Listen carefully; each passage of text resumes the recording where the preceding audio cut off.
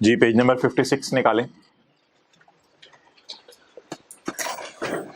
हम डिविडेंड की डेफिनेशन कर रहे थे और अच्छा पहले वो सैलरी वाला सवाल निकाल लें। सैलरी वाले सवाल के अंदर जो है वो आपको आइडिया हो जाए कि क्वेश्चन नंबर 10 था।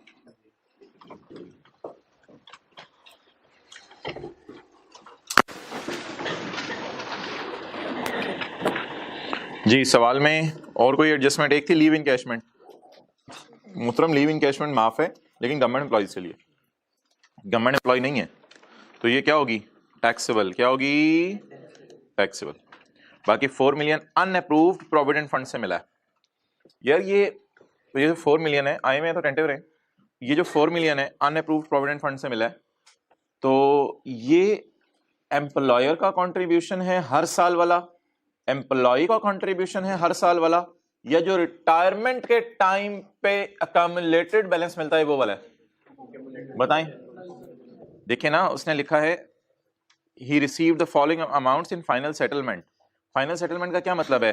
अब वो नौकरी छोड़ के जा रहा है, पहली लाइन में रिटायर हो गया, तो मोहतरम 4 million from unapproved fund 50% was contributed bye Sajid. इसका क्या मतलब है कि सैलरी के चैप्टर के अंदर जो हमने पढ़ा था प्रोविडेंट फंड, तो प्रोविडेंट फंड में मुझे बताइए रिटायरमेंट के टाइम पे कितने पैसे मिल रहे थे? 9,41,000। याद आ रहा होगा आपको, 9,41,000 मिल रहे थे रिटायरमेंट के टाइम पे। तो ये जो 9,41,000 रिटायरमेंट के टाइम पे मिल रहे थे जब अनअप्रूव्ड प्रोविडेंट फंड था, तो मैंने कहा था 9,41,000 में से रिटायरमेंट के टाइम पे अनअप्रूव्ड में आपने कितना ऐड करना है? अकोमोलेटेड बैलेंस में से एम्प्लॉयर कंट्रीब्यूशन और इंटरेस्ट जमा करना है। तो मुझे कैसे पता चला ये अकोमोलेटेड बैलेंस है यानी रिटायरमेंट के टाइम पे पैसे हैं? पहली लाइन में लिखा हुआ है नहीं 50% नहीं, रिटायर हो रहा है, और फिर नीचे लिखे 4 मिलियन मिले हैं फ्रॉम प्रोविडेंट फंड। इसका मतलब है ये रिटायरमेंट के टाइम वाले हैं, यानी 941 जैसे हैं, लेकिन उसमें से 4 मिलियन मिले, इसमें से आधी अमाउंट तो कंट्रीब्यूट की हुई थी साजिद ने, तो एम्प्लॉय कंट्रीब्यूशन तो इग्नोर करेंगे, फिर एम्प्लॉयर कंट्रीब्यूशन ऐड करेंगे, तो इसमें से कितना टैक्सेबल है? इंटरेस्ट का जिक्र होता तो वो भी ऐड करते। आगे आपको बात समझ आई है? और हमने अनअप्रूव्ड ग्रेचुटी आप देख लीजिएगा, अनअप्रूव्ड ग्रेचुटी माफ होती है 75,000 और 50% ऑफ अमाउंट, ऐसे ही है ना? ओके चलेंगे, अगला कौन सा है हमारा? हाँ डिविडेंड की डेफिनेशन चल रही है, तो डिविडेंड की डेफिनेशन निकाल लें।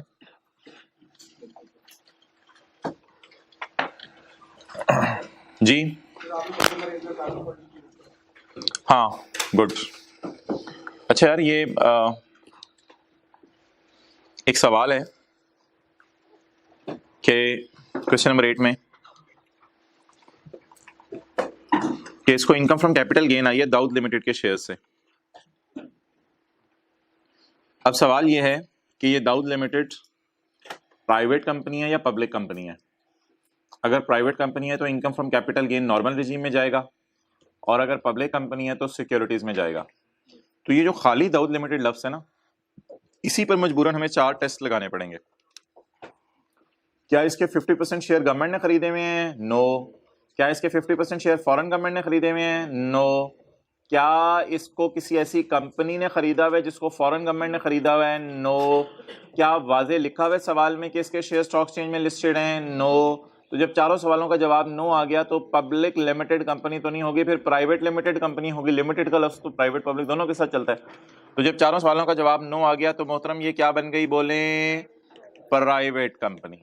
अगर प्राइवेट कंपनी बन गई तो मुझे बता दें कैपिटल गेन नॉर्मल रिजीम में गिरेगा या सेपरेट रेट लगेंगे? नॉर्मल रिजीम में गिरेगा। तो मोहतरम फिर इसलिए आके सॉल्यूशन में जरा आप आए। सॉल्यूशन में इसके साथ लिख लें income from capital gain normal tax regime, क्योंकि शेयर्स किसके हैं? प्राइवेट कंपनी के हैं या पब्लिक कंपनी के हैं? प्राइवेट कंपनी के हैं। अच्छा लेकिन भाई अगर आपने इसे फिर प्राइवेट कंपनी बना दिया ना तो फिर सोल्यूशन भी अमेंड कर लें, और है भी प्राइवेट कंपनी, समझ लें कि सोल्यूशन में गलती थी, फिर सोल्यूशन भी अमेंड कर लें। होल्डिंग पीरियड मोहतरम मैंने कहा था रिस्ट्रिक्शन रिलीज होने से नहीं देखा जाता, होल्डिंग पीरियड देखा जाता है जिस दिन आपको शेयर मिले थे। मुझे बताएं शेयर मिले कब? ये काम अगस्त 13 को, बेचे कब?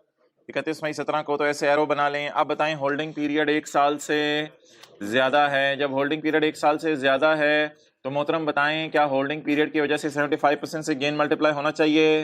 बिल्कुल होना चाहिए। तो इस बुनियाद के ऊपर मैं गेन को 75% से मल्टीप्लाई भी करने लगा। तो ये सोल्यूशन अमेंड कर लें इनटू 75%। जी क्या जवाब आ गया? 1,20,000। छोड़ें यार जल्दी, 1,12,500। क्या है? लेकिन ये जरूर लिख लें ये कैपिटल गेन नॉर्मल रजीम है। चलें जी, ओवर, बात खत्म हुई हमारी। आ जाए डिविडेंड की डेफिनेशन में।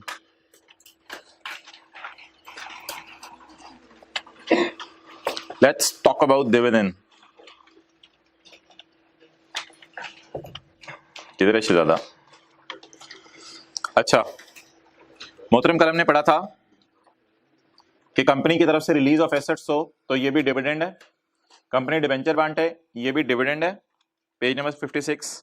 और कंपनी जो है वो कंपनी जो है वो अपना कारोबार बंद करे तो प्रॉफिट्स जो बांटे वो भी डिविडेंड है। कंपनी अपना कैपिटल रिड्यूस करे तो जितने प्रॉफिट्स बांटे वो भी डिविडेंड है।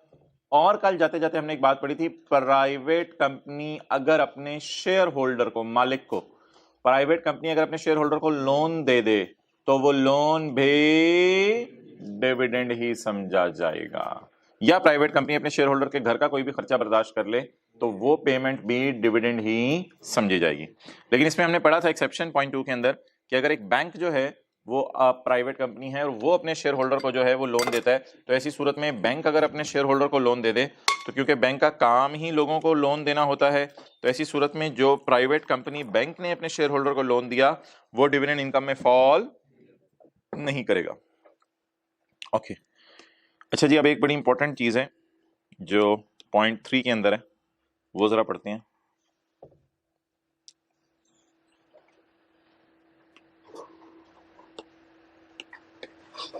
वो ये चीज है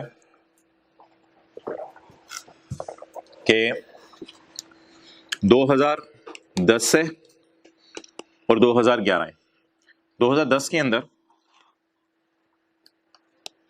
company gave loan to share holder mister A ₹50 million. अच्छा अब ये लोन क्या बन गया? बोले डिविडेंड। ये लोन क्या बन गया? डिविडेंड। ये लोन बन गया डिविडेंड। कितना? 50 मिलियन। कंपनी की क्या जिम्मेदारी है? प्राइवेट कंपनी है, कंपनी की क्या जिम्मेदारी है कि कंपनी जो है वो डिविडेंड पे टैक्स काटेगी। इसको 50 मिलियन की बजाय 15% टैक्स काट के देगी और शेयर होल्डर के हाथों में ये क्या समझ लिया जाएगा? Dividend income. अगले साल कंपनी अनाउंस्ड डिविडेंड। अगले साल कंपनी ने क्या अनाउंस किया? डिविडेंड फॉर मिस्टर ए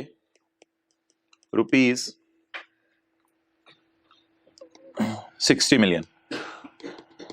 अगले साल उसके लिए 60 मिलियन का डिविडेंड अनाउंस किया। बट कंपनी ने उसे कहा यार तूने लोन वापस करना था 50 मिलियन का। इसने कहा हाँ अभी पैसे अरेंज नहीं हो रहे। कंपनी ने कहा हमने तुझे डिविडेंड देने 60, तूने लोन वापस करना है 50, तो अगर तू नहीं 50 वापस कर पा रहा तो वापस तो तूने करना है, ऐसा कर नेट कर लेते हैं। तो कंपनी ने कितने देने हैं? 60 मिलियन। शेयर होल्डर ने कितने देने हैं? 50। कंपनी ने शेयर होल्डर को कितने देने हैं? 60 मिलियन। किस मद में? डिविडेंड की मद में। शेयर होल्डर ने कंपनी को कितने वापस करने हैं? 50। कंपनी ने काट के कितना डिविडेंड दिया? 10। बट कंपनी पेड ओनली, बोले 10 आफ्टर सेटिंग ऑफ लोन। कितना? After setting of loan of ₹50 million.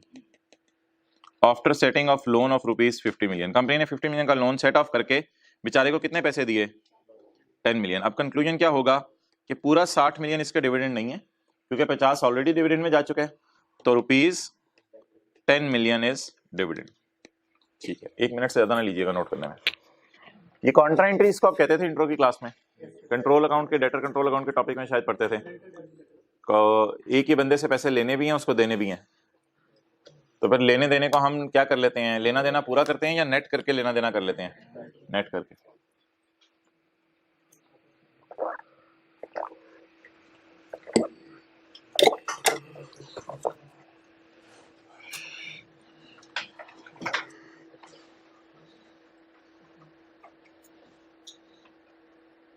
चलें जी,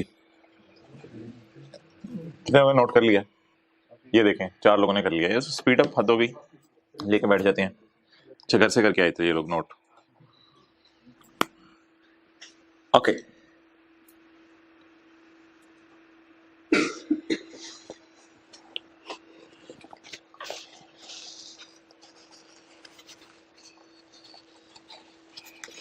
तो प्राइवेट कंपनी अगर अपने शेयर होल्डर को क्या दे दे, लोन दे दे, तो पहले तो वो लोन क्या समझा जाएगा? डिविडेंड। यार लेकिन माने अगले साल लोन रीपे हो गया है, हाँ लोन रीपे हो गया है, बेचारे गरीब ने सोचा था 60 मिलियन घर लेके जाऊंगा, लेकिन कितना लेके जा रहे हैं? ये इसी तरह समझे कि कंपनी ने शायद 60 पकड़ाया है, उसमें से उसने 50 कंपनी को वापस कर दिया, उसने अपना हक छोड़ा अगले साल, तो एक तरह का लोन वापस हो गया। अब लोन जब वापस हो गया तो 50 पे पहले टैक्स दे दिया था और 10 पे आप टैक्स दे दे, तो 10 million will be his dividend. Okay done, it's over.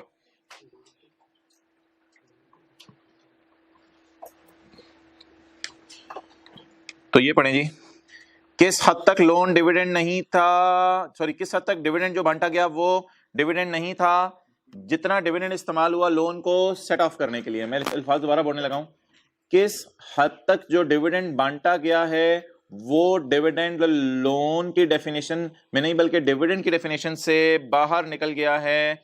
किस हद तक डिविडेंड की डेफिनेशन से बाहर निकला, कितना डिविडेंड दिया और कितना डिविडेंड की डेफिनेशन से बाहर निकल गया, 50 या 10?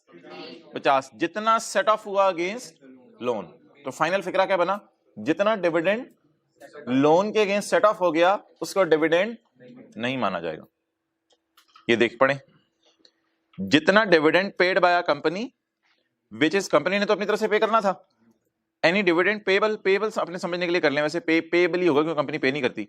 Any dividend payable by company, dividend payable था कंपनी की तरफ से जो कि सेट ऑफ हो गया against amount previously paid by it. It से क्या मुराद है?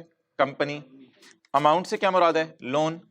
विच is set off against loan previously paid by it and treated as, और ये 50 पिछले साल क्या बन गया था? डिविडेंड बन गया। कंपनी की तरफ से तो ये डिविडेंड पेएबल था, लेकिन ऑब्वियसली फिर पे नहीं होगा, पेएबल यहां पे ज्यादा अच्छा लफ्ज़ है। Any dividend payable by company, payable कितना था? 50, 10 तो दे दिया ना। Any dividend payable by company which is minus, set off means minus against loan previously given by it, जो लोन कंपनी ने गिव किया था previously given by it and assumed as dividend. Okay,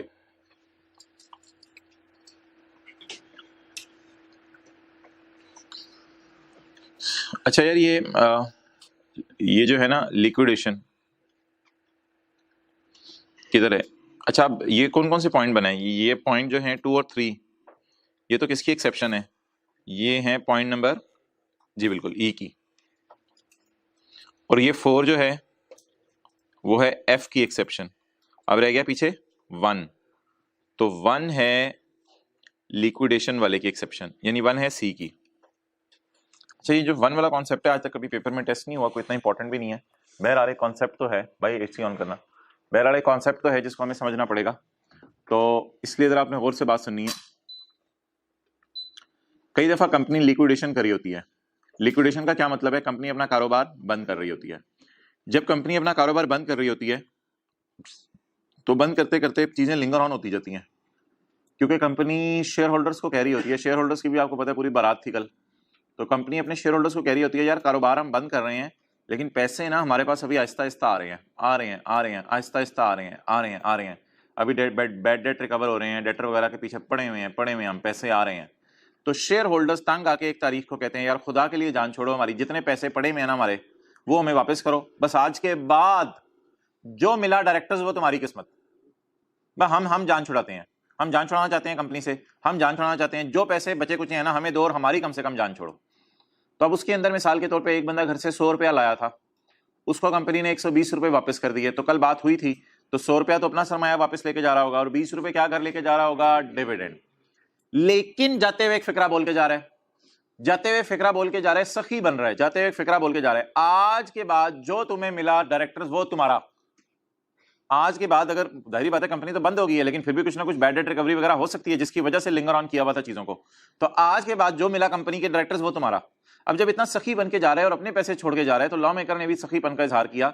उसने कहा फिर जो पैसे इसको तुम दे रहे हो ना, 100 लाया था घर से, दे 120 रहे हो, तो जो ऊपर का 20 दे रहे हो ना, ये इसके लिए डिविडेंड। हालांकि ये डिविडेंड बनता है वैसे, क्योंकि इसको ऊपर के पैसे दे रहे हैं, लेकिन ये डिविडेंड नहीं है। तो अगर कोई बंदा सोचे दोबारा, लिक्विडेशन के वक्त जा रहा हो शेयर होल्डर और जाते हुए शेयर होल्डर को हम डिविडेंड दें, तो वो डिविडेंड नहीं है। अगर शेयर होल्डर जाते हुए एक फिक्रा बोल जाए क्या, कि आज के बाद जो भी सरप्लस पैसे आएंगे वो तुम जानो तुम्हारी बला से, मुझे वो पैसे नहीं चाहिए, तो फिर लॉ मेकर भी कहते हैं तू इतने बड़े पैसे छोड़ के जा रहा है तो मैं तेरे से डिविडेंड पे टैक्स नहीं लेता।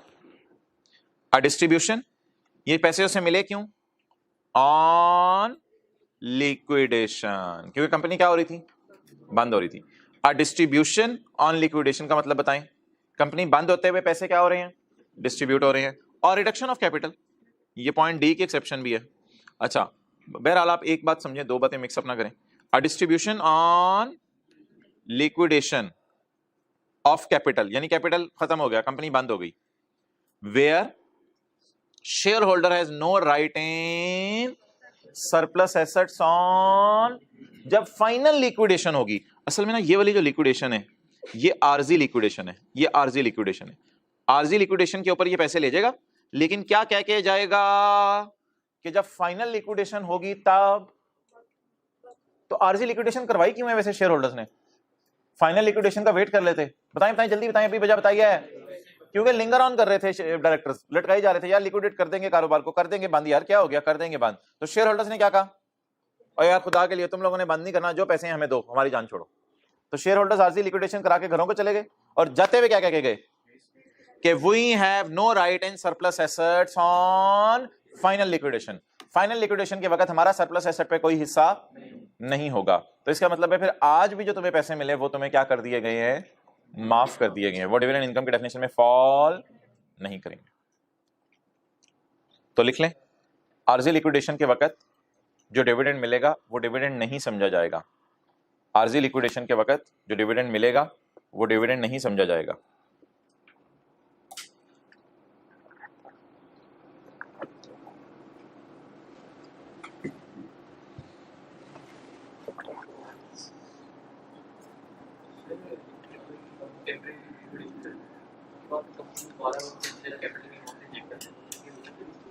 नहीं, वो तो फिर डिफरेंट शेयर होल्डर्स होंगे ना, अगर वो भी लाएंगे तो उनका पिछले से ताल्लुक नहीं होगा फिर। अच्छा ये ना फिक्रा एक दो दफा पढ़ लें ताकि ऐसा ना हो फिक्रा घर जाके समझ ना आए।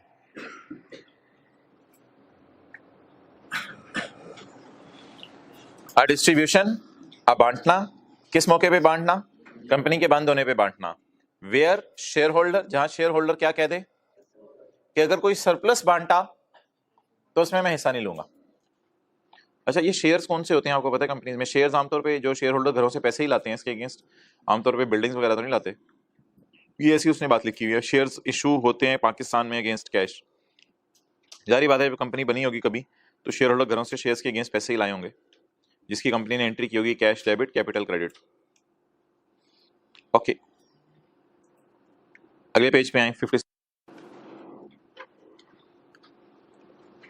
असेसमेंट।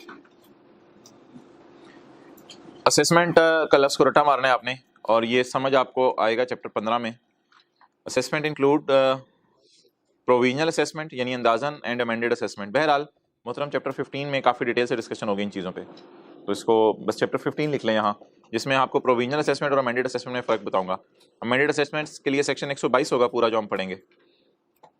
असेसमेंट ईयर, ये तो फारिग करें, असेसमेंट ईयर कोई लफ्ज़ था जो पुराने लॉ में टैक्स ईयर को कहते थे। Means assessment year as defined in repealed, repealed हो गया डिलीट वाला ऑर्डिनेंस, ये ऑर्डिनेंस 1979 वाला है। कहते हैं पुराने लॉ में जाके देख लो असेसमेंट ईयर की क्या डेफिनेशन है, पता नहीं आई कि आपने क्यों डेफिनेशन डाली हुई है। चैरिटी क्या होती है? गरीबों की मदद करना, तालीम का कोई काम करना, रिफाह आमा मेडिकल रिलीफ का काम करना, या कोई भी ऐसा काम करना जिससे लोगों को फ़ायदा हो, जनरल पब्लिक को फ़ायदा हो, इसे क्या कहते हैं बोलें? Charitable purpose. इलेक्ट्रॉनिक रिकॉर्ड क्या होता है? आपके मोबाइल के अंदर जो भी चीज़ें पड़ी हुई हैं वो इलेक्ट्रॉनिक रिकॉर्ड है। मोबाइल में जितना सॉफ्ट में डाटा पड़ा हुआ है वो इलेक्ट्रॉनिक रिकॉर्ड है, और किताब हार्ड फॉर्म में पड़ी हुई है। Includes the contents of communication और transactions under this law including attachments. Email के साथ आपको पता है फाइल अटैच होती हैं, जैसे इंक्लूडिंग एनएगियस भी अटैच होते हैं ईमेल्स के साथ। अकाउंट्स, P&L, बैलेंस शीट भी लोगों ने रखे होते हैं आजकल सॉफ्ट फॉर्म में। रिटर्न्स, टैक्स कैलकुलेशन कहते हैं ना रिटर्न को, return tax calculation. Notice, notice कौन किसको देता है? टैक्स वाले टैक्स पेयर को देते हैं, यानी कमिश्नर टैक्स पेयर को नोटिस देता है, वो भी इलेक्ट्रॉनिक फॉर्म में दे सकते हैं।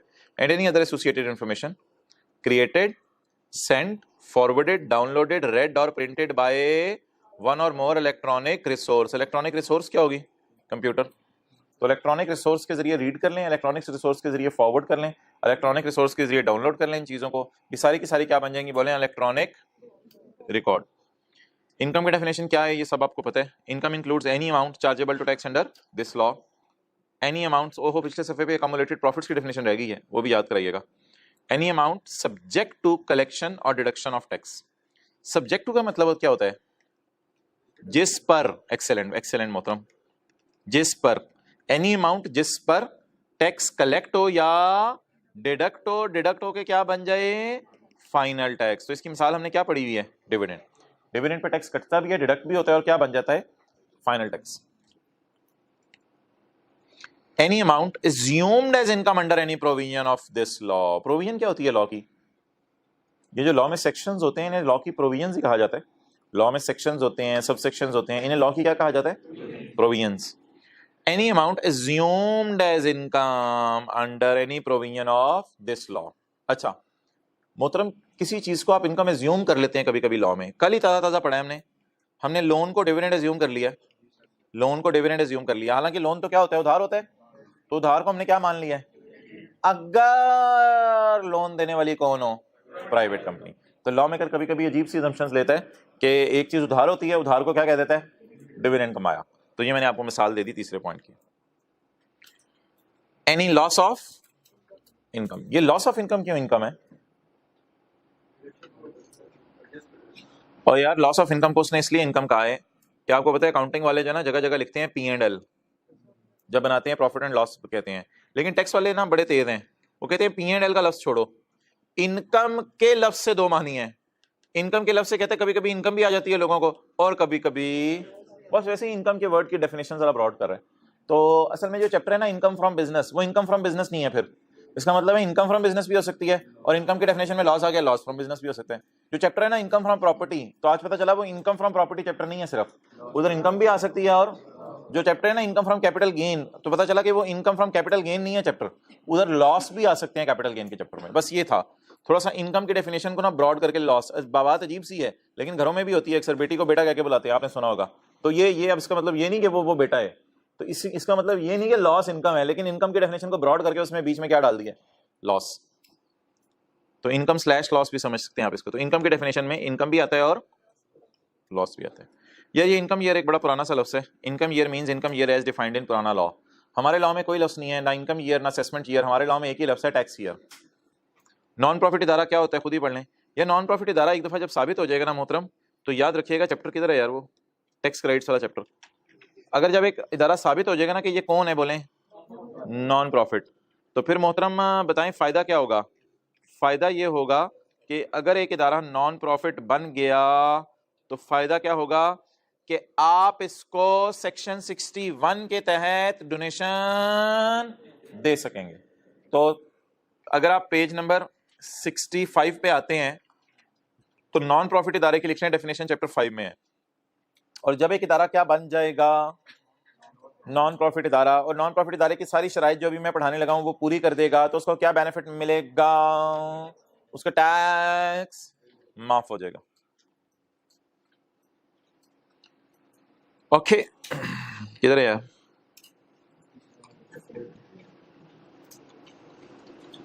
नॉन प्रॉफिट इदारा चार काम होते हैं इसके, ज़बानी सुन लें।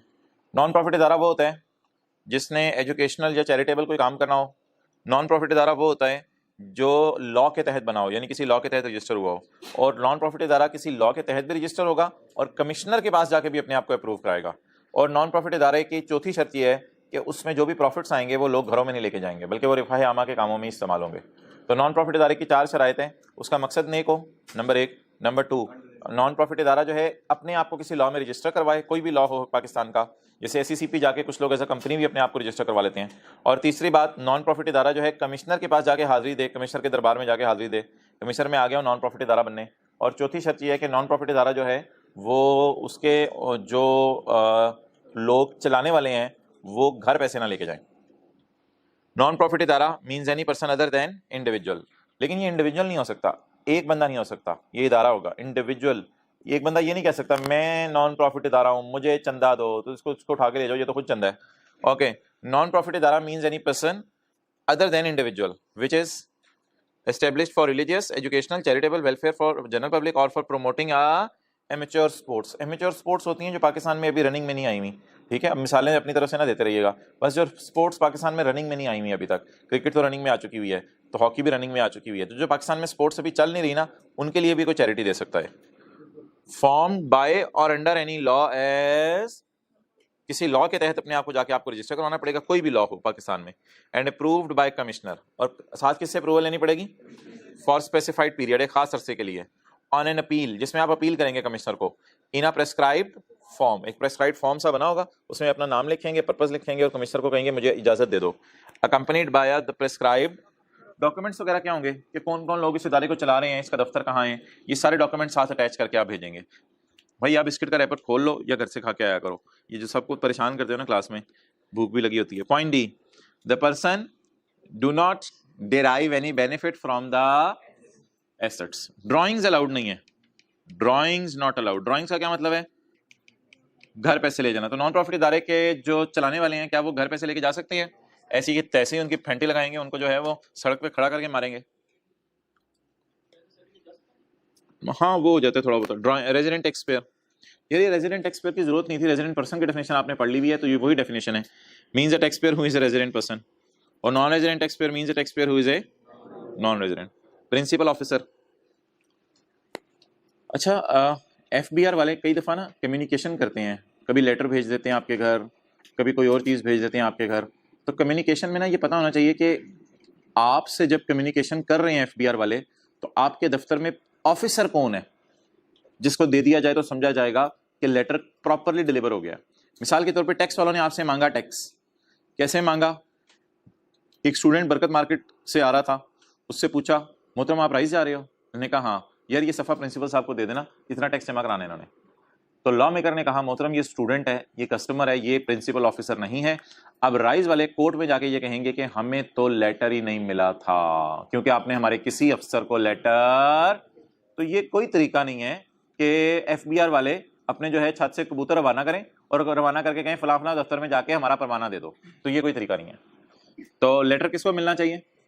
प्रिंसिपल ऑफिसर को। प्रिंसिपल ऑफिसर कौन होता है वो जरा पढ़ लेते हैं, मेरे ख्याल से उसमें PN और गार्ड नहीं आएगा, जरा देखिएगा कौन कौन लोग आएंगे। Principal officer with reference to a company और with reference to an AOP। Individual का तो मसला है ना, इंडिविजुअल को तो खुद आके आप लेटर सर्व करें अगर कोई इंडिविजुअल है। मसला कब होता है? कंपनी में भी काफी लोग होते हैं, AOP में काफी लोग होते हैं। तो लेटर आप किसको दें? डायरेक्टर्स को आके दे दें, बहुत अच्छी बात है, मैनेजर्स को दे दें, सेक्रेटरी को दे दें, एजेंट्स को दे दें, कोई अकाउंटेंट है उसको दे दें, और एनी अदर सिमिलर ऑफिसर, या इनसे मिलता जुलता कोई भी ऑफिसर है उसे पकड़ा दें, लेकिन होना अफसर चाहिए उसे। And any person connected with the management or administration of company. ये कौन होता है? Admin manager. Admin manager, admin manager को लाके पकड़ा दें आप ये letter of the company, company का एडमिन मैनेजर हो या AOP का एडमिन मैनेजर हो, ऑन होम, जिस पर कमिश्नर ने सर्व किया है नोटिस, असल में तो नोटिस ही भेजना था ना आपके घर, जिस पर कमिश्नर ने सर्व किया notice, assuming him as a principal officer. तो एडमिन ऑफिसर को भी दे सकते हैं अगर आप एज्यूम कर लें कि हमारे ऑर्गेनाइजेशन का क्या है, प्रिंसिपल ऑफिसर। टैक्स पेयर कौन होता है? जो टैक्स पे करे, tax payer. Tax pair means any person who derives an amount chargeable to. Derives an amount का क्या मतलब हम क्लास में कराते हैं? कमाया है। डिराइव का क्या मतलब होता है? कमाना। तो जो बंदा बिजनेस कमा रहा है वो भी क्या है? Tax payer. जो बंदा कैपिटल गेन कमा रहा है वो भी क्या है? Means any person who derives any amount chargeable to tax and includes any representative of a tax payer, जो टैक्स पेयर का रिप्रेजेंटेटिव, मिसाल के तौर पे इंजमाम तो खुद टैक्स जमा नहीं कराता होगा, उसे तो टैक्स कैलकुलेट करना नहीं आता होगा, वो आप जैसे किसी बंदे को हायर करता होगा। तो any representative of a tax payer who derives an amount chargeable to tax under this law. यहाँ हु से मुराद है पर्सन, पर्सन हु डिराइव्स, तो पर्सन से मुराद है इंजमाम और रिप्रेजेंटेटिव से मुराद है, अपना नाम लिख लें मिस्टर एक्स, टैक्स कंसल्टेंट लिख लें, चलें टैक्स कंसल्टेंट। तो टैक्स कंसल्टेंट को एजेंट भी कहा जाता है और रिप्रेजेंटेटिव भी कहा जाता है। अच्छा कोई पर्सन बताएं, एनी पर्सन बताएं who is required to deduct tax on others income, मिसाल दें कोई, any person who is required to deduct tax की मिसाल दें, any person who is required to deduct tax. Employer भी मिसाल दे सकते हैं, एम्प्लॉय की सैलरी पे टैक्स काटता है, और कंपनी शेयर होल्डर के डिविडेंड पे टैक्स काटती है। तो मुझे एनी पर्सन बता दें who is required to deduct tax, कोई पर्सन बता दें जो टैक्स काटता हो लोगों का। कंपनी, एफपीआई तो नहीं टैक्स काटती, कंपनी टैक्स काट लेती है, एम्प्लॉयर टैक्स काट लेते हैं एम्प्लॉय की सैलरी के ऊपर। तो ये लोग काट के क्या करते हैं, अपने पास रख लेते हैं या हुकूमत को जमा करवाते हैं जाके। कल ताज़ा मिसाल की थी कि कंपनी अगर लोन देगी अपने शेयर होल्डर को तो टैक्स काट के देगी, असल में वो लोन नहीं होगा, वो क्या समझा जाएगा, डिविडेंड समझा जाएगा। तो एनी पर्सन, एनी कंपनी लिख लें who is required to deduct tax on others income. On others income क्या मतलब, शेयर होल्डर की डिविडेंड इनकम, शेयर होल्डर के डिविडेंड इनकम पे कंपनी टैक्स काट लेगी। अब जरा पढ़ें, any company who is required to deduct tax on shareholder dividend income. Any person required to furnish a return of income. किन किन लोगों ने पाकिस्तान में टैक्स कैलकुलेशन जमा करानी होती है, ये हम पढ़ेंगे सेक्शन 114 में। Any person who is required to furnish a return of income. किसी को याद हो रिटर्न ऑफ इनकम क्या होती है, बताया था, टैक्स कैलकुलेशन का सफा होता है। तो लेकिन किस किस ने पाकिस्तान में टैक्स कैलकुलेशन का सफा जमा करवाना है, ये हम कहां पढ़ेंगे, नहीं छोड़ें परे, ये हम कहां पढ़ेंगे, सेक्शन 114 में। Any person who is required to furnish और pay tax, any person who is required to pay tax under this law. अच्छा जी, टैक्स क्या होता है, टैक्स क्या होता है, tax means any tax imposed under this law. ये क्या बात है, includes any penalty, fees, other charge, other sum, other amount. Leviable क्या होती है, लगाना, अदर अमाउंट लगाई हुकूमत ने आप पे, और पेएबल अंडर, और board means federal board of revenue. Penalty भी टैक्स ही होगी। अच्छा ये रॉयल्टी की डेफिनेशन है, इंशाल्लाह हम फिर कभी पढ़ेंगे। आज हमने बिजनेस का चैप्टर शुरू करना है असल में, ये रॉयल्टी की डेफिनेशन फिर कभी पढ़ेंगे। आप आ जाएं पेज नंबर 56 पे भी। ओ हाँ, बल्कि एक और चीज भी है ना, वेदर कैपिटलाइज्ड और नॉट, ये भी तो पढ़ना था, वेदर कैपिटलाइज्ड और नॉट। अच्छा जी, अकामुलेटेड प्रॉफिट्स की डेफिनेशन निकालें जी। अकामुलेटेड प्रॉफिट्स कुछ भी नहीं है। अकामुलेटेड प्रॉफिट्स क्या होते हैं, मैं तो कह रहा हूँ मेरी तरफ कर दो किसी तरह। अच्छा चलो छोड़ो। अच्छा अकामुलेटेड प्रॉफिट्स क्या होते हैं, अकामुलेटेड प्रॉफिट्स एक साल के प्रॉफिट होते हैं या कंपनी के सारे सालों के प्रॉफिट होते हैं। अच्छा एक बात अब गौर से सुनिएगा, जब तक अकामुलेटेड प्रॉफिट्स बांट ना दिए जाएं तब तक वो प्रॉफिट्स होते हैं, और जैसे ही बांट दिए जाएं उनको क्या कहा जाता है, डिविडेंड। जैसे ही बांट दिए जाएं उनको क्या कहा जाता है, डिविडेंड। पढ़ें जी, जब तक देग में चावल होते हैं वो गर्म होते हैं, जैसे ही हमारी प्लेट में आ जाए ठंडे हो जाते हैं। ओके सर्दियों में कह रहा हूं। पॉइंट 1, अकामुलेटेड, तो देग में खा लिया करें, accumulated profits for payment of dividend include. Accumulated profits में क्या शामिल है, any reserve made up from any allowance, any deduction और एग्जेम्पशन अंडर। अच्छा रिजर्व से मुराद profit, any profit made up from any allowance. अच्छा ये जो अलाउंस होते हैं ना, ये ना यहाँ इससे मुराद है डेप्रिसिएशन, और एक चैप्टर में आपको याद होगा हमने डेप्रिसिएशन का एक नाम पढ़ा था, इनिशियल अलाउंस। और इंशाल्लाह वो सबर का इम्तिहान खत्म होने वाले 4 से 5 दिन में हम इनिशियल अलाउंस के न्यूमेरिकल्स करने हैं हमने। तो इनिशियल अलाउंस एक अलाउंस होता है जिसका दूसरा नाम होता है, बोले डेप्रिसिएशन। प्रॉफिट्स तक पहुंचते हुए सोच के बताएं, ये ना मेडअप बड़ा अजीब सा लफ्ज़ है। प्रॉफिट्स तक पहुंचते हुए मुझे बताएं डेप्रिसिएशन माइनस हो चुकी होती है, ऐड हो चुकी होती है, लेस हो चुकी होती है, लेकिन मेडअप बड़ा अजीब सा लफ्ज़ है। वैसे तो असल में ना प्रॉफिट्स कैसे मेडअप होते हैं, वो देखें, सेल से शुरू होती हैं चीजें और खर्चे माइनस होते हैं, तो मैं कहूं profits are made up of two things, while reaching at profit we add up the sale and while reaching at profit we deduct the expenses. So profits are made up of two things, number one sales and number two expenses. तो ये made up थोड़ा सा confusing सा लफ्ज़ है, made up plus के माने में भी आ सकता है और made up माइनस के माने में भी आ सकता है। प्रॉफिट तक पहुंचते हुए इनकम ऐड हो चुकी होती हैं और खर्चे माइनस हो चुके होते हैं, तो made up का मतलब प्लस भी लिख लें और माइनस भी लिख लें। चलें, डेप्रिसिएशन की मैं बात कर रहा था आपसे, माजरत, डेप्रिसिएशन प्लस हो चुकी होती है प्रॉफिट्स तक आते हुए या माइनस? अच्छा, डिडक्शंस बता दें, प्लस हो चुकी होती हैं माइनस माइनस।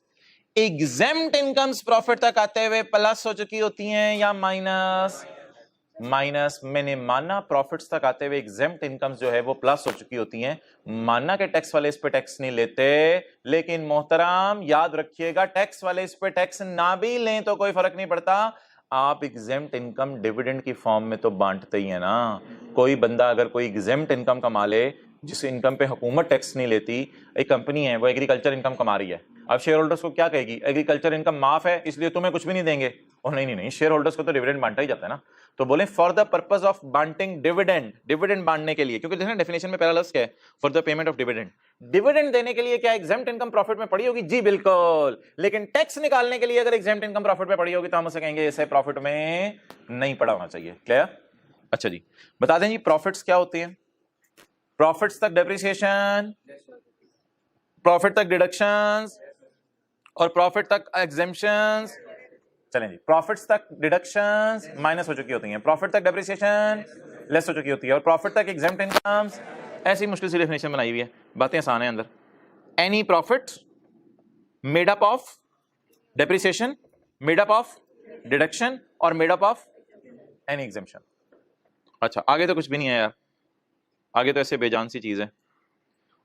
अक्यूमुलेटेड प्रॉफिट्स क्या होते हैं? अक्यूमुलेटेड प्रॉफिट्स क्या होते हैं? All profits. ऑल क्या मतलब, सारे सालों के या एक साल के? आगे कहानी है, पढ़नी है पढ़ लेते हैं, नहीं पढ़नी आप खुद पढ़ लीजिएगा। अक्यूमुलेटेड प्रॉफिट्स कौन से प्रॉफिट्स होते हैं? All profits. किसके? कंपनी के, including all incomes and all gains. कई इनकम्स पड़ी होती हैं, कई गेन्स पड़े होते हैं। गेन होता है ना, जैसे फिक्स एसेट के बेचने पे गेन आ गया, कोई और गेन आ गया, including all incomes and all gains. जैसे फिक्स्ड एसेट पे गेन आता है, फिक्स्ड एसेट के सेल करने पे अक्सर गेन आता है। Up to the date of distribution, जब तक देग में है तब तक गर्म है चावल, जब प्लेट में आगे ठंडे हैं। जब तक बांटे नहीं तब तक प्रॉफिट्स हैं, और जब बांट दिए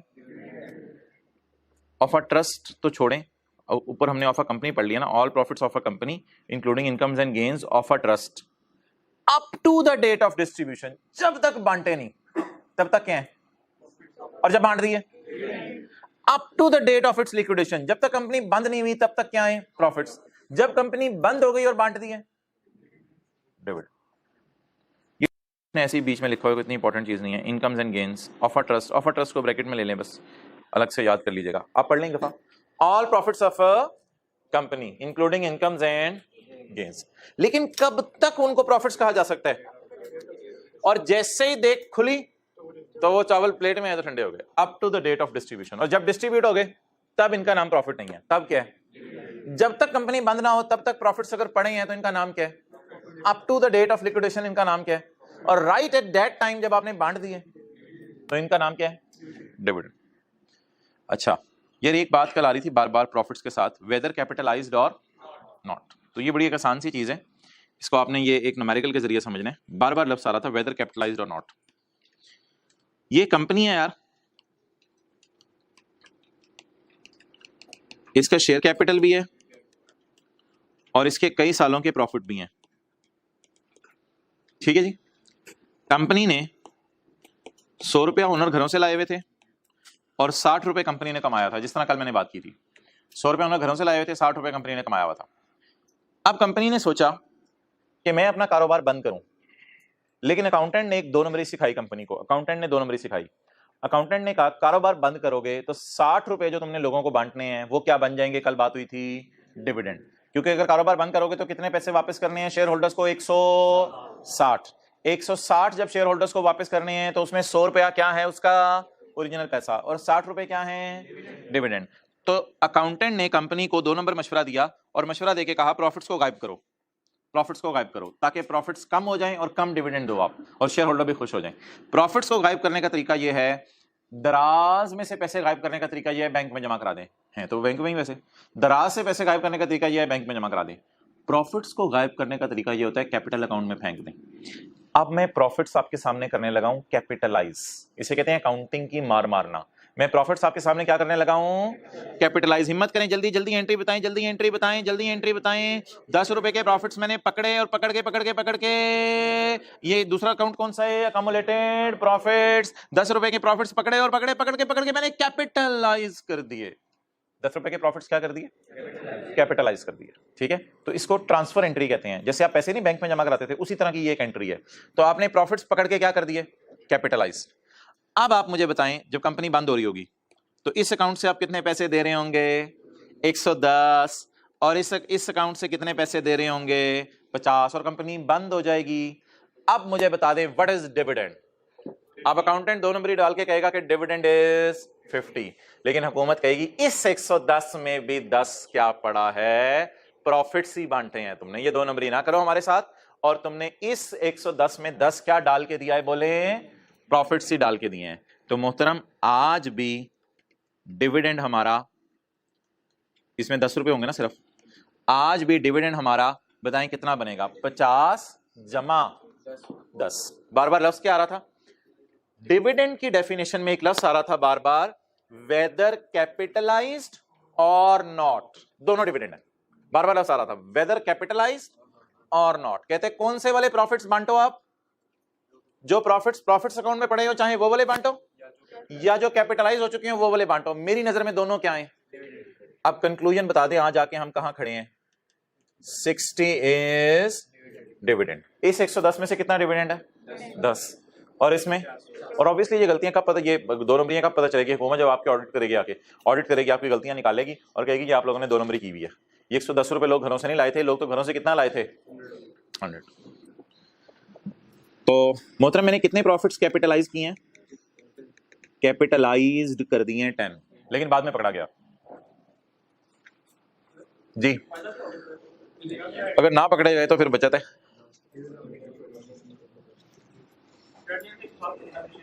हाँ, जब एंड 160 दे रहे होगे और हुकूमत ने आपको ना पकड़ा तो आप 50 रुपए डिविडेंड डालोगे और 50 रुपए पे रेट लगाओगे 15%, लेकिन अगर पकड़े जाते हो तो फिर 60 रुपए पे रेट लगेगा। वैसे भी अब बनता ही डिविडेंड 60 है, ये भी तो सोचो। अच्छा, उस पे एक्स्ट्रा पेनल्टी, हाँ वो होती है। पेनल्टी एक भी हमारे सिलेबस में नहीं है, पेनल्टीज के सेक्शन शुरू होते हैं 180 से ऑनवर्ड्स ना। सीए फाइनल भी नहीं है, सीए फाइनल में भी पेनल्टी वाले सेक्शन नहीं है। वो कहते हैं पेनल्टी खुद ही सीए करेगा जब देख लेगा पेनल्टी कितनी है किसी चीज की, इनको क्या पढ़ाना।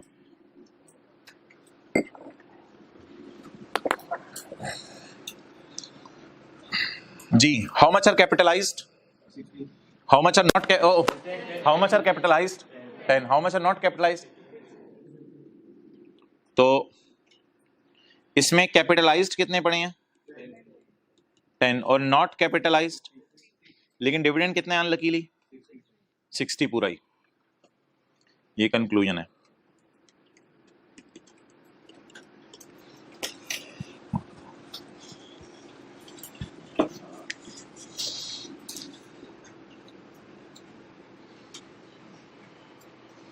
ओके,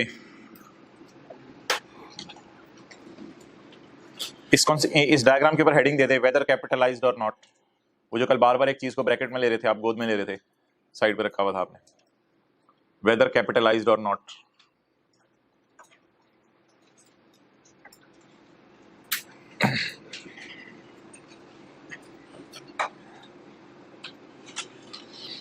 ओके, डन डना डन, यस ऑल डन। अच्छा, ये ना मैं आपसे आपके लिए घर से ही तैयार करके लाया हूँ इनकम फ्रॉम बिजनेस का चैप्टर। ये तैयार पड़ा है, बस हमने आना है और पढ़ना शुरू करना है। चलें जी, प्यार मोहब्बत से साथ वाले को जगा दें, उठ जाएं जी, सारे अटेंटिव हो जाएं। एक दफ़ा खड़े हो जाओ यार, खड़े होकर बैठ जाओ, नया चैप्टर शुरू हो रहा है, जरा अच्छे फ्रेश हो जाओगे। ऑनलाइन वाले भी हिम्मत करें, रजाइयों से निकलें, कंबलों से निकलें। चलो जी बैठ जाओ। बिजनेस सी पहला सफा हाथ में पहले सफ़े पे पेज नंबर मैं नहीं बताऊंगा, इंशाल्लाह चैप्टर खत्म होने के बाद page number. Business includes any trade. Trade क्या होता है? खरीद के बेचना या बना के बेचना? खरीद के बेचना, ये तो ट्रेडर्स हैं। और कॉमर्स क्या होता है? सर्विसेज देना। कॉमर्स क्या होता है? सर्विसेज देना। मैन्युफैक्चर क्या होता है? बना के बेचना, जैसे फैक्ट्रीज हैं, बना के बेचना। अच्छा, ये प्रोफेशन और वोकेशन है ना, ये भी सर्विसेज हैं। प्रोफेशन लिख लें आप लोग भी आए हैं तो। प्रोफेशन और वोकेशन जो है ना, सर्विसेज हैं। इसमें आप सर्विसेज के लिए प्रोफेशन और वोकेशन का लफ्ज़ डिक्शनरी में इस्तेमाल होता है, आप बेशक डिक्शनरी जाके चेक कर लीजिएगा। और सर्विसेज आजकल आपको पता है इतनी किस्म की हैं, आप जितनी मर्जी लिख लें। ई कॉमर्स की भी सर्विसेज दी जा रही हैं आजकल, यानी घर बैठ के अपने अकाउंट्स बनवाएं। और जो है डॉक्टर की सर्विसेज, लॉयर की सर्विसेज, हजारों किस्म की services, that all fall under the definition of business. अच्छा, नीचे वाली लाइन तो वही है, सिर्फ एक लफ्ज़ ऐड हुआ हुआ है, एडवेंचर और concern in the nature of trade, commerce, manufacture, profession और वोकेशन। एडवेंचर और कंसर्न होता है वन ऑफ एक्टिविटी। एडवेंचर और कंसर्न होते हैं one of activity. One of activity का क्या मतलब है? लिख लें, कुछ नहीं होता। एडवेंचर और कंसर्न का मतलब वन ऑफ एक्टिविटी, एक दफा किया गया काम। अब सरासिफ के पास पैसे पड़े हुए थे एक्स्ट्रा। सरासिफ ने सोचा कि मेरे पास पैसे पड़े हुए एक्स्ट्रा, मैं क्या करूं, मैं जनरेटर खरीद के बेच देता हूं। तो सरासिफ ने जनरेटर खरीद के बेच दिए। तो मोहतरम मुझे बताएं, क्या ये जो सरासिफ ने जनरेटर खरीद के बेचे हैं, क्या ये जनरेटर खरीद के बेचना वन ऑफ काम है या उनका रेगुलर काम है? वन ऑफ काम है। सरासिफ ऑडिट वाले तो मशहूर हैं, ये तो नहीं कहेंगे सरासिफ अब जनरेटर वाले जो जनरेटर बना के बेचते हैं, ठीक है, वो तो मशहूर नहीं, क्योंकि उनका वन ऑफ किया गया काम है या रेगुलर काम है। तो अगर कोई बंदा वन ऑफ काम भी कर ले, यानी once in a blue moon जिसे आप कहते हैं, once in a Neela moon, वो ये काम कर ले, तो ऐसी सूरत में ये उसकी इनकम फ्रॉम बिजनेस ही बनेगी। ये उसकी इनकम फ्रॉम, क्योंकि वो ट्रेडिंग कर रहे हैं, वन ऑफ ट्रेडिंग कर रहे हैं या आदतन करते हैं वन ऑफ, तो फिर भी बिजनेस की डेफिनेशन में ही फॉल करेंगे, इंक्लूड्स। बट सब हर जगह आ जाते हैं, आपको पता है। बट डज नॉट इंक्लूड नौकरी। नौकरी बिजनेस नहीं है। मिसाल के तौर पे एक बड़ी मजे की बात, एक बंदा 4 घंटे एक जगह नौकरी कर रहा है, फिर दोपहर को 4 घंटे एक जगह कर रहा है, फिर शाम को 4 घंटे एक जगह कर रहा है, 3 जगह अलग अलग नौकरी कर रहा है। आप उससे कहें तुम्हारा क्या कारोबार है? यार मैं नौकरियां करना कारोबार है आजकल। But does not include employment. लेकिन एम्प्लॉयमेंट या नौकरियां करना is not income from business. अच्छा मोहतरम ये बताएं, ये सिर्फ बिजनेस के चैप्टर के लिए बात नहीं है, ये हर चैप्टर के लिए बात है कि हर चैप्टर में इनकम्स होती हैं और खर्चे होते हैं। जो इनकम्स होती हैं या वो चार्जेबल या टैक्सेबल होती हैं या वो एग्जेम्प्ट होती हैं। और सैलरी के चैप्टर में तो इतनी ज्यादा एग्जेम्पशंस पड़ी थी कि किसी चैप्टर में नहीं पड़ी। कभी पेंशन माफ कर रहे हैं, कभी रिटायरमेंट के टाइम पे अकोमोडेटेड बैलेंस माफ कर रहे हैं प्रोविडेंट फंड का, कभी गवर्नमेंट एम्प्लॉइज को ग्रेचुटी माफ कर रहे हैं। सैलरी के चैप्टर में तो इतनी एग्जेम्पशंस पड़ी थी और किसी चैप्टर में नहीं पड़ी हमने। कभी फॉरेन सैलरी माफ कर रहे हैं, अगर फॉरेन कंट्री में टैक्स पे करके आ रहे हैं, बात बढ़ जाएगी, बच्चे परेशान हो रहे हैं थोड़ी थोड़ी बातें सुन के। छोड़ी कुछ नहीं, कोई बात नहीं कर रहा था मैं। खर्चे 2 किस्म के हैं, याद नहीं आ रही चीजें। खर्चे 2 किस्म के हैं, जो या तो वो मैनेज करने की इजाजत है या वो मैनेज करने की इजाजत, वो सेक्शन आ रहा है जिसका इंतजार था इनकम फ्रॉम बिजनेस में। खर्चे नॉट अलाउड। मुझे डर है कि मंडे को वो सेक्शन शुरू ना हो जाए, डिडक्शंस नॉट अलाउड। अगले सफे पे ये सेक्शन होगा, वो खर्चे माइनस करने की इजाजत नहीं है। मंडे को कहीं 7:15 पे उसका पहला पॉइंट ना पढ़ा दिया जाए। ओके, तो ये बड़ा इंपॉर्टेंट जी चैप्टर है, इसके फजाइल के ऊपर अलग क्लास होगी। डब्बा छोड़ें। Income from business. Income from business में मोहतरम क्या चीजें आएंगी? Following incomes other than income exempt and income following under final tax. Final tax की कौन सी है? डिविडेंड है ना। और एग्जेम्प्ट इनकम कौन सी है? एग्रीकल्चर। तो following incomes other than agriculture and other than dividend. Dividend को भी इस चैप्टर से निकाल दो, और किसको इस चैप्टर से निकाल दो? एग्रीकल्चर को भी इस चैप्टर से निकाल दो। क्यों? क्योंकि ये इनकम एक एग्जेम्प्ट है और एक पे 15% रेट है। The following incomes shall be chargeable under the head income from business. सबसे पहली मिसाल जी, ये इतना ब्रॉड चीज है कि पाकिस्तान के सारे कारोबार इसी में आ जाते हैं। नीचे वालों की मेरे ख्याल से जरूरत रहती नहीं थी। पॉइंट ए ही इतना काफी है कि इसमें पाकिस्तान के सारे कारोबार आ जाते हैं। देख लें बेशक। Profits and gains of any business carried on by a person at any time in the year. Pakistan में जितने कारोबार हो रहे हैं सारे इसमें कवर हो गए। कोई जूते बेच रहा है, कोई मरुंडे बेच रहा है, कोई पापड़ बेच रहा है, कोई कॉलेज चला रहा है, कोई अस्पताल चला रहा है, कोई लॉयर है। Profits and gains of any business carried on by a person at falls under the definition of income from business. अच्छा एक बात याद रखिएगा, बिजनेस के चैप्टर में ना रियल प्रॉफिट्स पे टैक्स लगता है। ये जो आर्टिफिशियल प्रॉफिट्स होते हैं ना, इस पे टैक्स नहीं लगता कभी भी। आर्टिफिशियल प्रॉफिट्स क्या होते हैं? शुरू से ना जरा थीम समझने की कोशिश करें लॉ की। कैपिटल गेन के चैप्टर की मैं मिसाल देता हूं एक ऐसे ही। पहले शेयर खरीदे, साल के एंड पे महंगे हो गए। मैं कैपिटल गेन के चैप्टर की बात कर रहा हूं। कुछ भी नहीं करते थे हम, फिर अगले साल महंगे हो गए, कुछ भी नहीं करते थे। हम कहते थे जब बिकेंगे। तो समझा आर्टिफिशियल गेन क्या है कि अबू मैंने प्लॉट खरीदा है, बहुत महंगा हो रहा है माशाल्लाह, इस पे टैक्स नहीं है। अबू मैंने ज्वेलरी खरीद ली, अबू बहुत महंगी हो रही है, इस पे टैक्स नहीं है अनलेस कि आप बेच दो। तो रियल गेन्स क्या होते हैं? रियल गेन्स बेच के रियलाइज होते हैं या वैसे ही रियलाइज हो जाते हैं? बेच के रियलाइज होते हैं। क्लियर? हाँ, बल्कि मंडे को तो हमारे पास टाइम नहीं होगा। मंडे को तो ये जो असेसमेंट में न्यूमेरिकल आने हैं क्वेश्चन 1, ये मंडे को पूरा कराना है मैंने व्हाइट बोर्ड के ऊपर। तो ये असेसमेंट जरूर देखे जानी है आपने, इस दफा तोड़ दें कसमें सारी। अच्छा, अब और मिसालें सुनते जाएं। एक बंदा कहता है मेरे बिजनेस में फिक्स्ड एसेट पड़े हुए हैं, बिल्डिंग है, वो महंगी हो गई है। बल्कि शायद जिन्होंने FR1 पढ़ा हुआ ना, उन्होंने रिवैल्यूएशन का टॉपिक एक पढ़ा होगा। रिवैल्यूएशन होती है बड़ी चीज महंगी हो जाना, बिल्डिंग्स रिवैल्यू हो गई, प्लांट रिवैल्यू हो गया। चलें छोड़ें, FR1 नहीं भी पढ़ा हुआ। एक बिजनेसमैन कहता है मेरी बिल्डिंग है वो बड़ी महंगी हो गई है लेकिन बेची नहीं, तो is it a real gain और आर्टिफिशियल गेन? एक बंदा कहता है मैंने किसी कंपनी की इन्वेस्टमेंट्स की है, शेयर खरीदे हैं, वो महंगे हो गए हैं, इट इज। एक बंदा कहता है मेरे पास डॉलर पड़े हैं लेकिन मैंने किसी को दिए नहीं, बड़े महंगे हो गए हैं, आर्टिफिशियल गेन, अनलेस के डॉलर्स को सेल कर दें। तो बिजनेस के चैप्टर में रियल गेन्स पे टैक्स होता है, आर्टिफिशियल गेन्स पे टैक्स नहीं होता। Therefore, gain arising on revaluation of investments, revaluation of is, इन सारी बातों के आगे लिखें पड़ी महंगी हो गई हैं या बेच दी हैं। पड़ी महंगी हो गई हैं तो टैक्स नहीं देना। इस तरह लिख लें, पड़ी महंगी हो गई हैं इसलिए टैक्स नहीं देना, अनलेस के लिखें पड़ी महंगी हो गई हैं इसलिए टैक्स नहीं देना।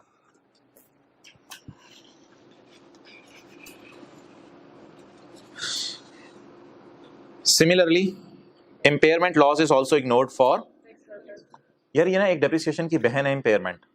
जो हजरात FR1 नहीं पढ़े ना वो इस दफा इंशाल्लाह FR1 में पढ़ लेंगे। डेप्रिसिएशन की बहन का क्या नाम है? ये माइनस करने की इजाजत नहीं है, ये माइनस करने की इजाजत नहीं है। क्योंकि क्या माइनस करने की इजाजत है?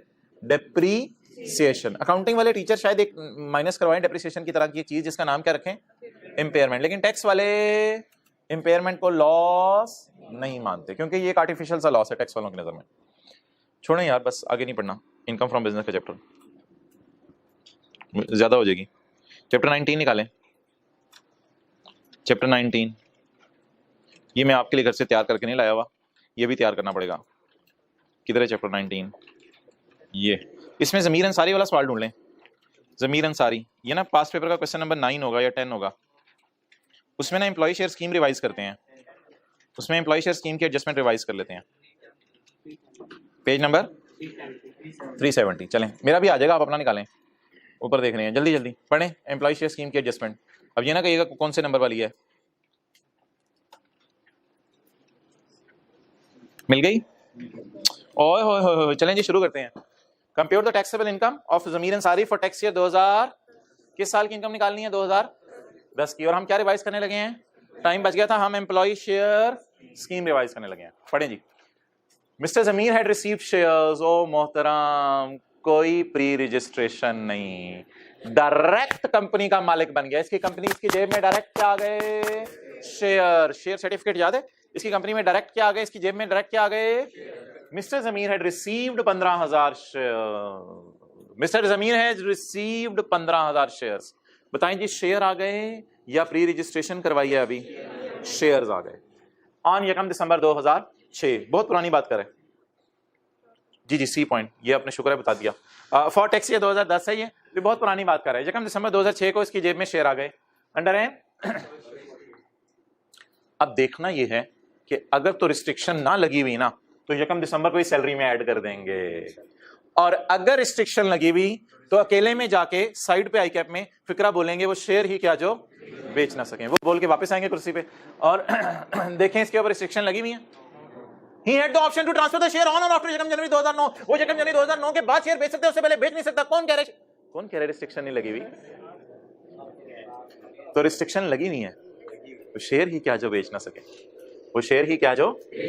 ऑनलाइन वाले रिवाइंड करके सुन लें। Full stop. However, he sold। मोहतरम अब 3 साया देखा करें, अब 3 इवेंट्स होंगे। अब कितने इवेंट्स होंगे? 3 इवेंट्स होंगे। कितने इवेंट्स होंगे? 3 इवेंट्स। इवेंट नंबर 1, शादी, इवेंट नंबर 2 बोली।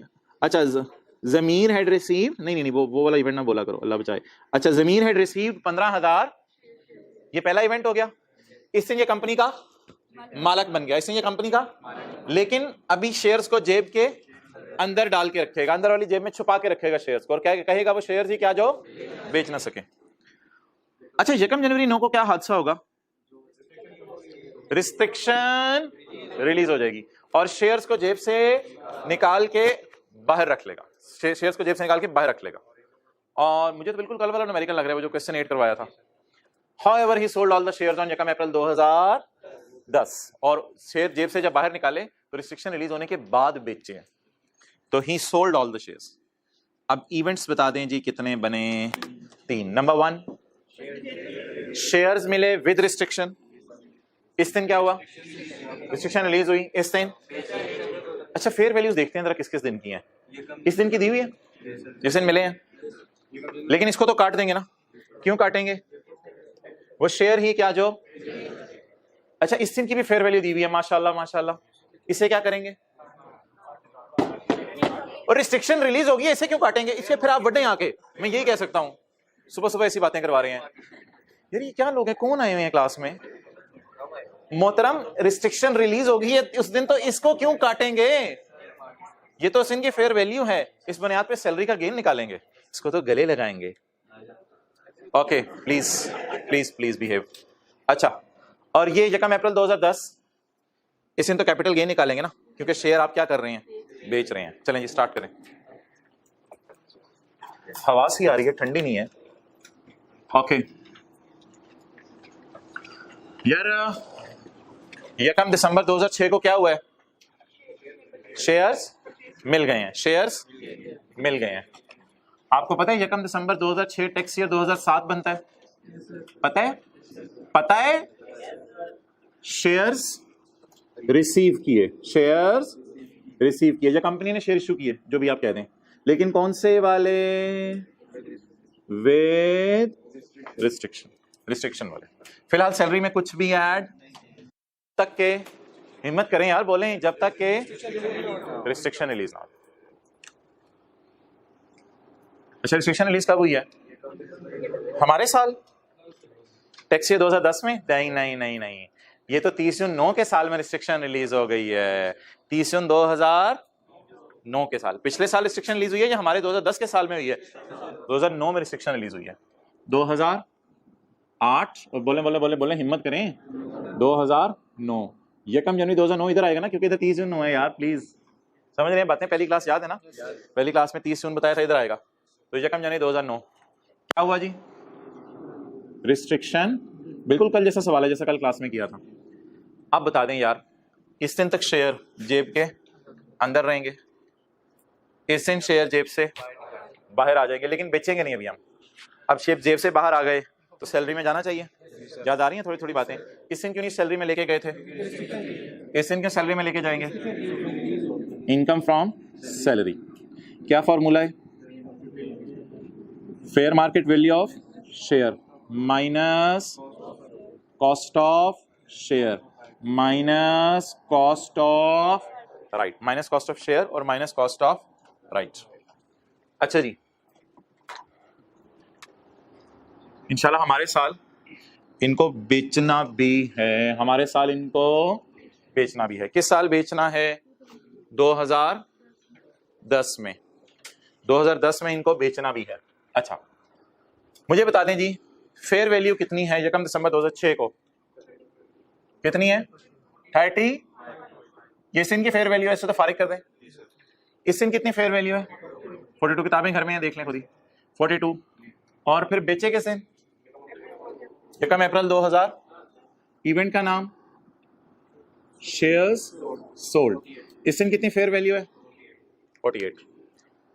अच्छा जी, क्वांटिटी बताइए, कितने हजार शेयर्स?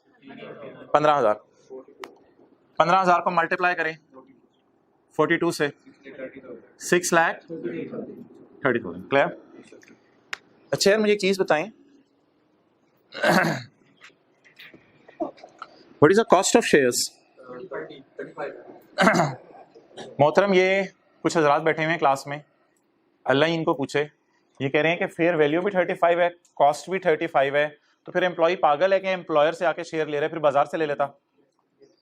अगर इसने फेयर वैल्यू के लेने थे, क्योंकि माने ना माने कॉस्ट ऑफ शेयर मिसिंग है, कॉस्ट ऑफ शेयर मिसिंग है। कितने पैसे एम्प्लॉय के जेब से गए शेयर खरीदते हुए? मिसिंग है, कॉस्ट ऑफ शेयर मिसिंग है मोहतरम। इसीलिए उसने लिखा हुआ है he received shares, he bought नहीं, ही रिसीव्ड 15,000 शेयर्स, लिखे free of cost.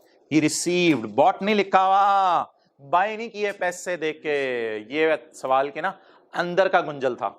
He received shares, received के साथ लिखें फ्री ऑफ कॉस्ट। हाँ, अगर लिखा होता ही रिसीव्ड एट रुपीज इतने, फिर और बात होती, लेकिन अभी रिसीव्ड के साथ कुछ नहीं लिखा। और पागल नहीं होगा कि फेयर वैल्यू का खरीद ले, फिर क्या फायदा है उसे एम्प्लॉयर से लेने का, फिर बाजार से ले ले, फिर एहसान एम्प्लॉयर का क्यों लेना है?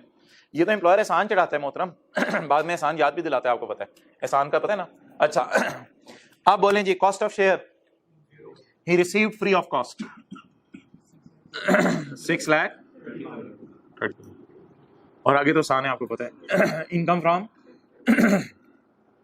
क्या आती है जहां यार, consideration minus where cost is sum of A plus B, तो याद है A plus B plus C. Quantity बताएं, 15,000 मल्टीप्लाइड बाय कितने के शेयर यार, 48 का 7 लाख। सारे ऊपर देखें। अब मैं एबीसी के आगे लिखने रहा, ये क्या है? ए क्या होता है? कॉस्ट ऑफ शेयर, याद है ना। बी क्या होता है और सी क्या होता है? जी 6 लाख क्या आ गया? ये कौन सी इनकम आ गई? Income from. लेकिन एक बात, Wimpy private limited private company है भाई, सुबह वाली बात। विम्पी प्राइवेट कंपनी है या पब्लिक लिस्ट, पब्लिक है, प्राइवेट है, पब्लिक है। कैपिटल गेन का चैप्टर जहन में लाएं। अगर प्राइवेट कंपनी के शेयर्स हैं तो नॉर्मल रिजीम है, अगर नॉर्मल रिजीम है तो होल्डिंग पीरियड 1 साल से, इसलिए गेन को चले जी ओवर क्लास। टेस्ट जरूर दीजिएगा।